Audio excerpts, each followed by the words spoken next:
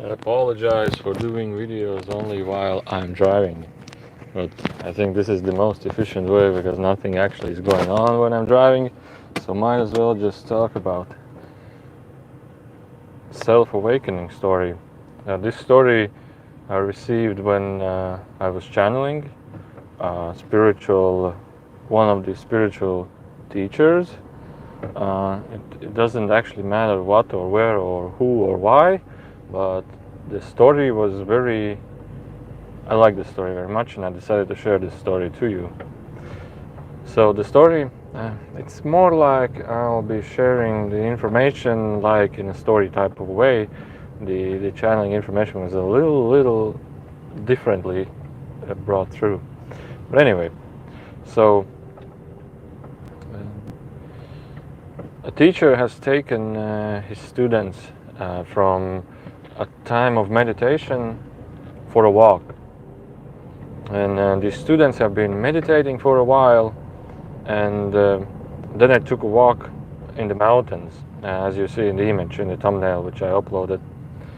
And then they come across to a rock that has fallen down like an avalanche, like a rolling rock down. And then the students stop and the teacher stops, and the teacher now asks his spiritual followers or students or Buddhists, Buddhist teacher to Buddhists, younger Buddhists, he asks now, sons or students, what do you see?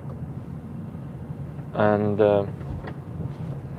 one of the first students says, well, I see a big rock.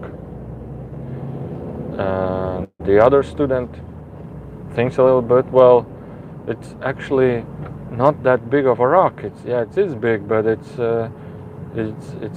heavy as well. The third student answers also that, yeah, this is a big rock and it has fallen down. And then he asks one of his meditative students, the last one, and asks him, what do you see? And the student is a little bit, in a way, blurred, or he's a little bit surprised. He's like, I don't know how you call it. And the teacher asks, well, what do you see? And he's like, well, I see, well, I don't actually understand or how I could say this. I see a happening. I feel the happening. And it seems that I only observe the happening without any judgment, whether it's, and he didn't say judgment, I just say, he doesn't see any judgment whether it's a big or small or a heavy rock. He doesn't, or a how you call it, dense rock. He doesn't have any judgments. And the teacher looks at him, smiles a little bit, and the student continues. And the student tells a little bit more. He says, like, I am a little bit, I don't know how to tell this, but I think, but I don't even think I'm like,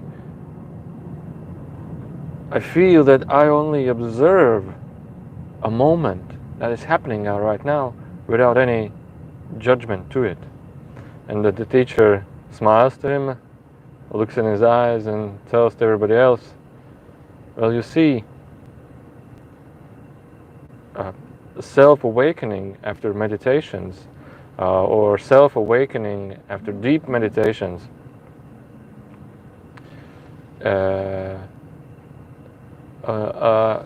comes when the mind has freed yourself. The mind has freed yourself from the idea of judging this moment, whether it's a good, big, small, a better or worst moment than any other moments you have had experienced. And he continues that way of, and this is the word what he said, samsara or something like this, is when your mind stops judging this moment, is when your mind has freed yourself from the ever judging moments and conditions of the moment or at the situation you are in right now. Like samsara is like everything goes up and down. Everything goes from, you can classify yourself to be in a really good moment in this situation, and at sometimes you will maybe be getting angry or disappointed or sad about that. This moment is very sad, this moment is very empty, or this moment is very bad. And this samsara will be putting up and down, left and right, throwing these people in their ups and downs, and never be satisfied of the self or at the moment or at the observance what is happening right now. So and then the story carried on a little. So the idea which he wanted to tell is, when in deep meditations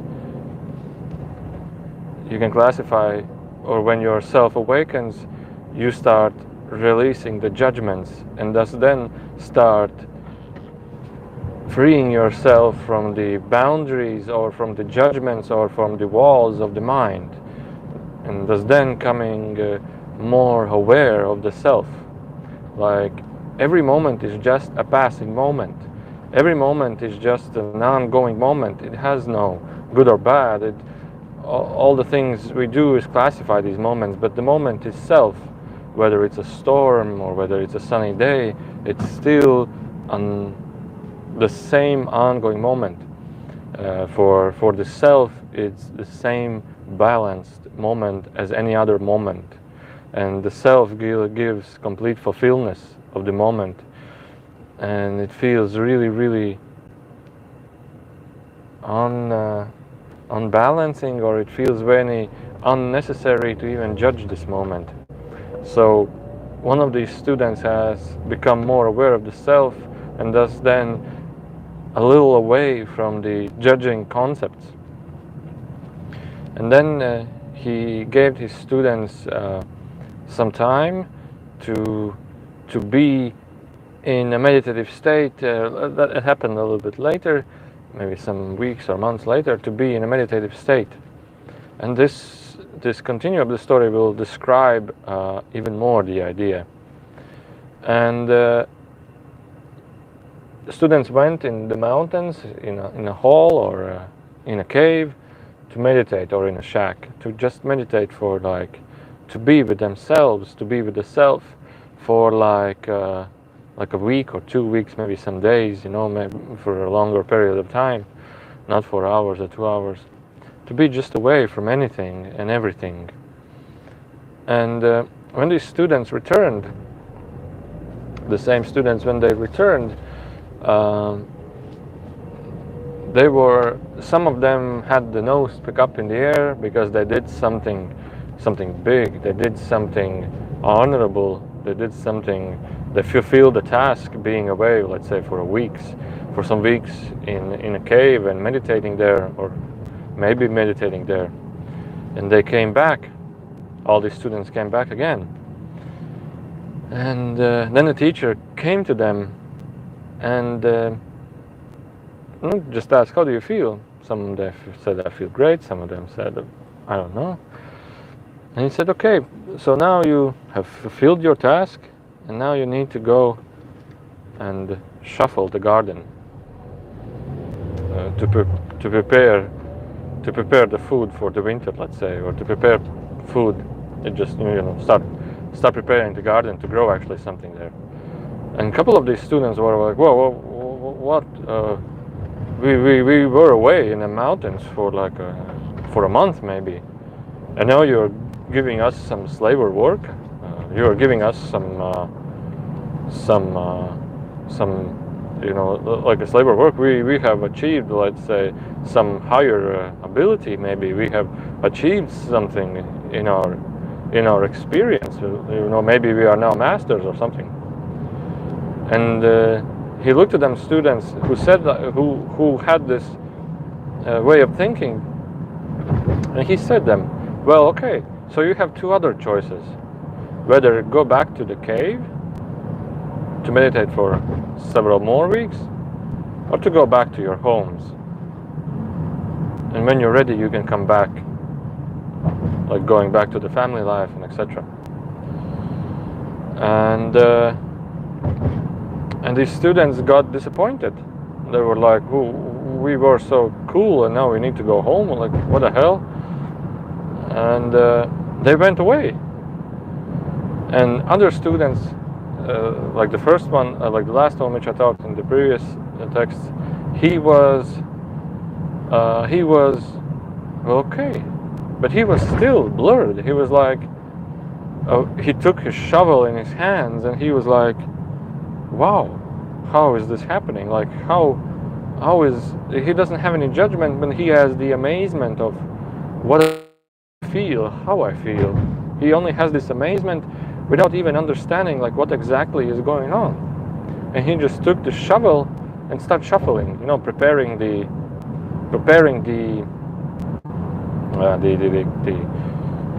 soil for something to actually be grown there.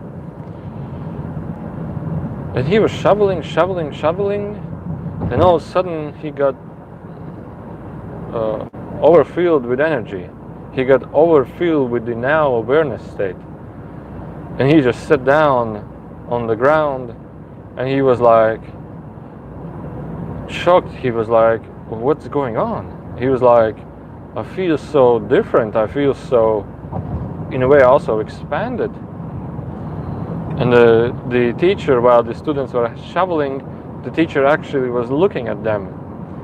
And he was like watching how they have fulfilled the previous tasks. The first students, they were sent away because they still were in the mind. They were not actually meditating too much. They were in the concepts, in the samsara way of thinking. And the students that left over, they were shoveling, and one of these students like sat down and he was like amazed. He stopped shoveling and he was like, he has no judgment whether this is a difficult task or an easy task. He has no judgment of whether he feels pain or not feels pain, whether it's hot or it's not hot. He feels so, I would say, in a way also blissful. But the more blissful becomes of actually doing something else, the more awareness he feels. Because when we are actually doing and working on something, we are thinking a lot.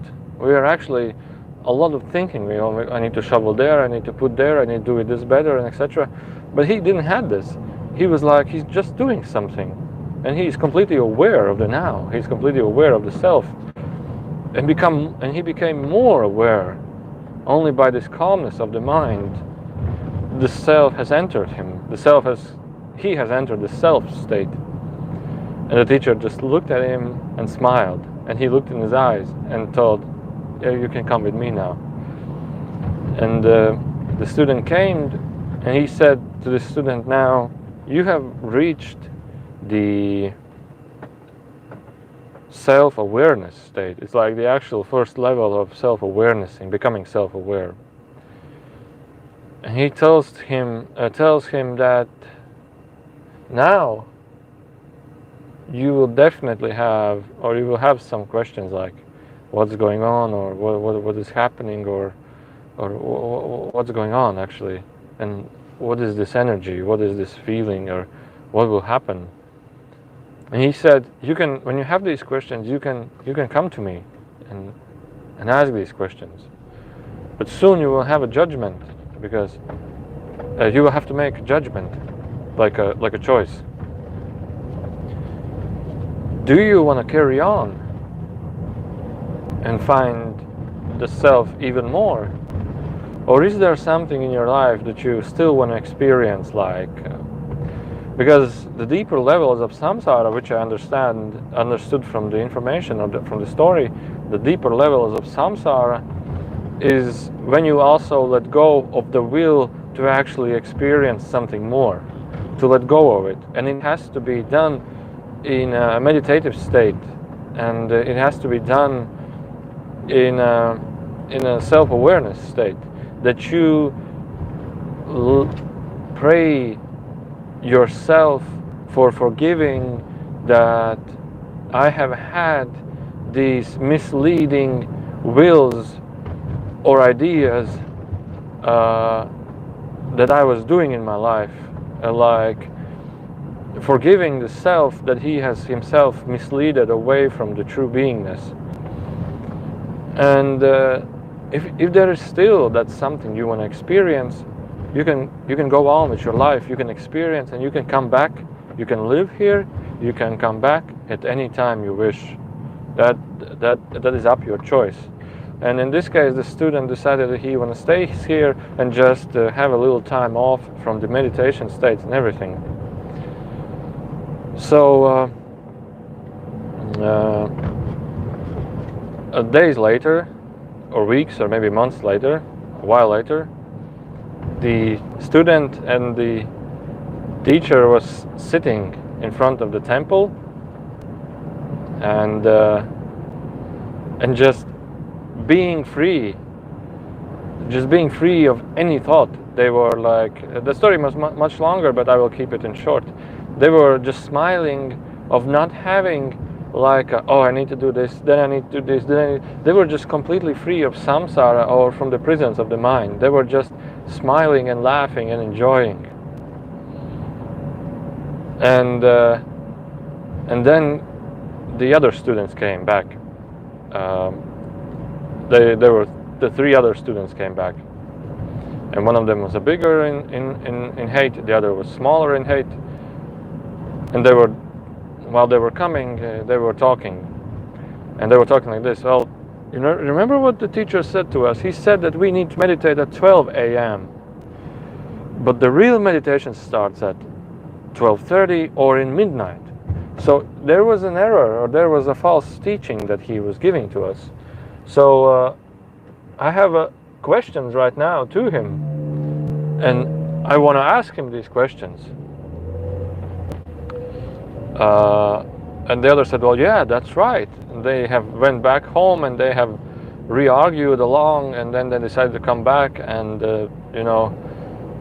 blame a little the teacher. And when the students came in front of the teacher and the other student, they were like, yeah, you remember you told us this, but we find out it's not actually true, and la la la and la la la. And the teacher just looked at his student, who has also received the samsara, and they just smiled, looked in his eyes and smiled. And while they were looking in their eyes, they see the same awareness or the same self energy that the other person, like they had the same energy. They see in their own eyes, they saw the same energy in each other's eyes, like the same soul or the same self. So yeah. And what happened? The teacher they understood from no words at all. Just don't answer anything to them. Let them be as they are. Let the samsara be as they are. Just let them be as they are. And then the three students went away. So the overall story, or the idea of the story, is we are basically classifying ourselves in concepts and concepts and concepts and concepts. And thus then we are never free to actually feel or introduce ourselves to ourselves. And when we become more freer from this samsara or from these conceptualizations, we become more aware of the self, and thus then our self guides us towards the life, towards the light, towards the awakening state, towards the self-realization state. And there was a lot more in this story, but just to keep it short, I decided to tell a little bit shorter about this story. And there's another thing, it's actually really hard to interpret this into other words, into English especially. From the story I received, it's actually really difficult to explain it in understandable or in easier words. So I'm really sorry for that, but I still think that the idea, I hope I managed to explain this idea. So there were some questions or some comments. Yes, it's never ending process. I will stop. Yes, it's never ending process. There always is deeper level where to go. It's really about self-discipline. And the other is telling that I'm some kind of gamer. Well, I don't play games, especially computer games.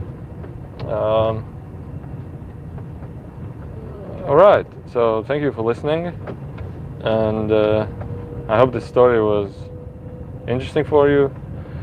And yeah, this story was like once upon a time in Tibet, or once upon a time in mountains, or once upon once there was a self-realized student, or once I don't know how to tell this in different words, but the end of the story, okay, I don't know where I have arrived, but at the end of this story, all right, I need to go there. But at the end of this story, there was this story also how the teacher ascended away, and when he ascended back to the self, he looked at this first student which he had, and the telepathical message or the understood message what he wished to the student was, now you can keep on my task, and then I don't know how to tell it in English in better words, but I wish you luck with the samsarian people, like these three students that they were like arguing all the time, and I wish you luck with them, and just ascended into light. And yeah, so that was I think that was when I received this channeling information, it completely explained me everything about like a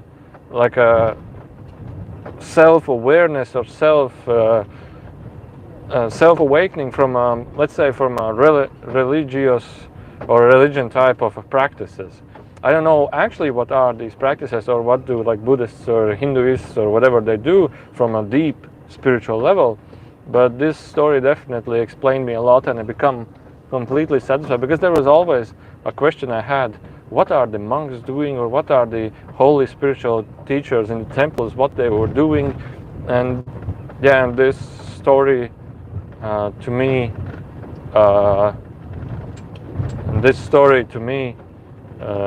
was really beneficial. I think not beneficial, but it explained me a lot. So okay, I'm in the middle of nowhere, and I'll be doing channeling this evening, but I'm sorry to say in Latvian. I created a Telegram group especially for you to keep in touch, or to chat, or to ask questions. And this Telegram group is Art Line Offline Peace, and you will find it with the Art of Peace, yellow Art of Peace logo in the Telegram. You can just join this group on Telegram. If you don't know what's a Telegram, you need to download the Telegram, and you can just join this group, and we can then